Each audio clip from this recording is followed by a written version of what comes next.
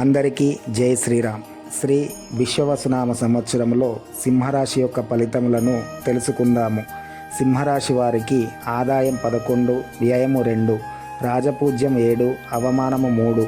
సింహరాశి వారికి గురువు 14/5/2025 వరకు 10వ స్థానములోను, తర్వాత 18/10/2025 వరకు 11వ స్థానములోను, తర్వాత 5/12/2025 వరకు 12వ స్థానములోను, తర్వాత వత్సరాంతము 11వ స్థానములోను సంచారము వలన ధన నష్టము, ద్రవ్య నష్టము, వృధా తిరుగుట, భయము, బంధుజనులను దూషించుట, కార్య విఘ్నత మొదలైన అశుభ ఫలితములు ఉండును. 14/5/2025 నుండి 18/10/2025 వరకు 11వ స్థానములో సంచారం వలన గౌరవాభివృద్ధి, తేజము, సర్వకార్యములయందు జయము, సౌఖ్య జీవితము, శత్రునాశనము, అన్నింటా లాభము, విజయప్రాప్తి, పదోన్నతి మొదలైన శుభ ఫలితములు ఉండును. 18/10/2025 నుండి 5/12/2025 వరకు 12వ స్థానములో సంచారము వలన ధన వ్యయము, వృధా తిరుగుట, దారిద్ర్యము, పదవిహీనత, వ్యర్థ ప్రయాణములు, స్త్రీ చలన వ్యయము మొదలైన అశుభ ఫలితములు ఉండును. ఎక్కువగా 11వ స్థానంలో సంచారం వలన శుభ ఫలితములే ఎక్కువగా ఉండును.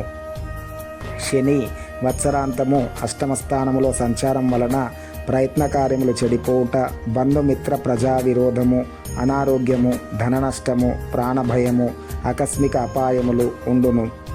రాహువు 18/5/2025 వరకు 8వ స్థానంలో సంచారం వలన శారీర పీడ, మనోవిచారము, తరచు ప్రయాణములు, ప్రయత్న కార్యములు చెడిపోవుట మొదలైన అశుభ ఫలితములు ఉండును. 18/5/2025 నుండి వత్సరాంతము 7వ స్థానంలో సంచారం వలన స్వల్ప లాభములు, చర్మ వ్యాధులు, కుటుంబ కలతలు, బంధుమిత్ర వైరము మొదలైన అశుభ ఫలితములు ఉండును. కేతువు 18/5/2025 వరకు 2వ స్థానంలో సంచారం వలన వివిధ రూపముల ధనలాభములు, మాట పలుకుబడితనము, కీర్తి సర్వత్రా అనుకూలంగా ఉండును. 18/5/2025 నుండి వత్సరాంతము 1వ స్థానంలో సంచారం వలన ధన నష్టము, కుటుంబ కలహములు, రోగము, నానావిధ కష్టములు, దేశ సంచారము మొదలైన అశుభ ఫలితములు ఉండును.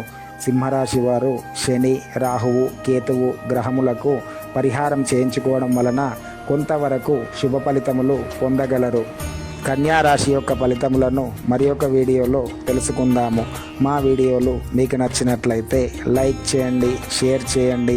శ్రీ ఆంజనేయం యూట్యూబ్ ఛానల్ని సబ్స్క్రైబ్ చేసుకొని ప్రోత్సహించడం వలన మీకు మరింత విలువైన సమాచారమును అందించగలము. అందరికీ జై శ్రీరామ్. మరి ఒక వీడియోలో మళ్ళీ కలుద్దాము.